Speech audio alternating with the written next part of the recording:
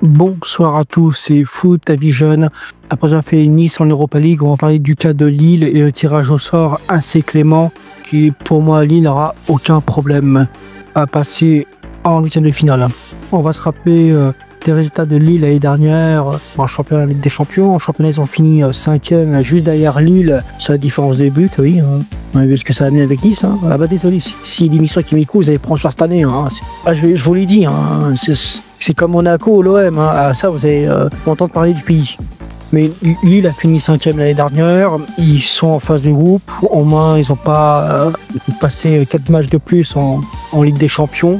Parce qu'ils avaient commencé l'année dernière, ils avaient fait une très bonne saison. Ils ont tapé Fenerbahçe, Slava. Et c'est en phase du groupe qu'ils nous ont surpris. Ils ont réussi à battre les deux clubs de Madrid, le Real et l'Atlético. Ils ont fait un nul contre la Juve, contre Dragoro. Lille a été surprenant. Ils ont même fini dans les 8 premiers, jusqu'à se faire éliminer par Dortmund. Je pense que ça a été dû au manque de repos et de fatigue. Ils n'ont pas l'habitude d'enchaîner énormément de matchs.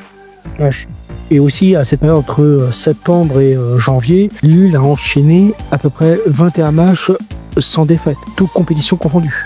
Ce qui est surprenant. Si on fait le bilan des débuts de saison pour Lille, c'est 2 victoires et un nul. Déjà, un nul contre Brest, 3 partout. Une victoire violente contre Lorient, 7-1. En plus, ils ont mis 11 buts, ce qui est énorme pour un club de Ligue 1 comme Lille. C'est même pas normal d'ailleurs. Et quand on a vu le tirage au sort en Europa League cette saison, je dirais que le tirage est clément pour eux. Mais aussi au niveau des transferts, ils ont perdu Lucas Chevalier, ils ont perdu Zegrova qui est parti à la Juve, et ils ont perdu aussi Jonathan Davis qui a été parti gratuitement. Mais au moins une chose est sûre, j'attends de voir ce que va proposer Lille cette saison. Je pense qu'au niveau du tirage au sort et des équipes que je vais citer, je pense qu'ils finiront dans la Ligue première. Bon, ce podcast va être court. Les adversaires que Lille va affronter sont le Celta, la Roma, Fribourg, les mêmes adversaires que Nice, l'Étoile Rouge de Belgrade, Dynamo Zagreb, Young Boys de Berne, PAOK Salonique et SK Brann. Voilà, les adversaires. Il n'y a pas de gros logique à part la Roma.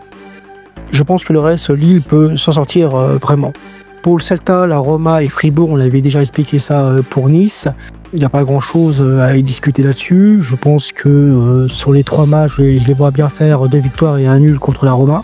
Et depuis grands clubs des Balkans, que ce soit l'Étoile Rouge de Belgrade et le Dynamo Zagreb, on va commencer par l'Étoile Rouge. L'Étoile Rouge, ça fait 7-8 ans qu'ils dominent la Serbie avec 7 titres consécutifs. Ils ont remporté 11 titres en tout. C'est aussi l'un des plus gros clubs de Yougoslavie à l'époque, un des plus gros pourvoyeurs de talent de la Yougoslavie qui surnommait le Brésil de l'Est. Ils sont toujours récurrents en européen, mais ils ont rarement passé la phase de groupe. Ils sont toujours éliminés en phase de groupe là-dessus, voire même les barrages ou les 3e tours préliminaires. Même chose pour le Dynamo Zagreb qui a remporté 25 championnats de Croatie sur les 33. Disons, il n'y a pas équivalent en Croatie. Le problème de la Croatie, si vous enlevez Dynamo Zagreb, c'est la Croatie qui boite, Non, sérieusement, mais ceux qui ont produit les plus grands talents croates aujourd'hui, que ce soit Luka Modric, Rakitic, Perišić et autres, ou même Šuker, vous enlevez Dynamo Zagreb, c'est vraiment une énorme importance en Croatie. Logiquement, sur les 2 matchs, Lille n'aura aucun problème à les affronter. Ensuite, le Young Boys de Berne, un club suisse par excellence. Ancien joueur qui est très connu, c'est Guillaume Waro. Ils ont fini 3e l'année dernière, ils n'ont pas pu défendre leur titre. Ils se sont fait même prendre leur titre par le FC Bâle qui a fait un très beau doublé l'année dernière. Surtout avec un retour de Shaqiri en norme. J'attends pas grand chose de cette équipe de Suisse d'ailleurs. Je pense que Lille peut faire un très bon résultat là-bas ou chez eux. À ne pas sous-estimer ces clubs de Suisse qui ont toujours des très bons résultats depuis 10-15 ans. À surveiller quand même. PAOK Salonique, ils ont fini l'année dernière 3e en championnat parce qu'ils ont perdu leur défense du titre, parce qu'ils ont enchaîné les matchs en Europa League. Ils ont fini barragiste à élimination directe contre le Steaua de Bucarest. Ils ont même fini 22e en phase de groupe. Qu'est-ce qu'on peut dire de cette équipe de PAOK Salonique? Ils ont remporté des titres, 2 titres en 7 ans, quelques coupes. Ils ont eu des très bons résultats au fil des années. Surtout à ne pas sous-estimer, les équipes grecques sont très surprenantes de temps en temps.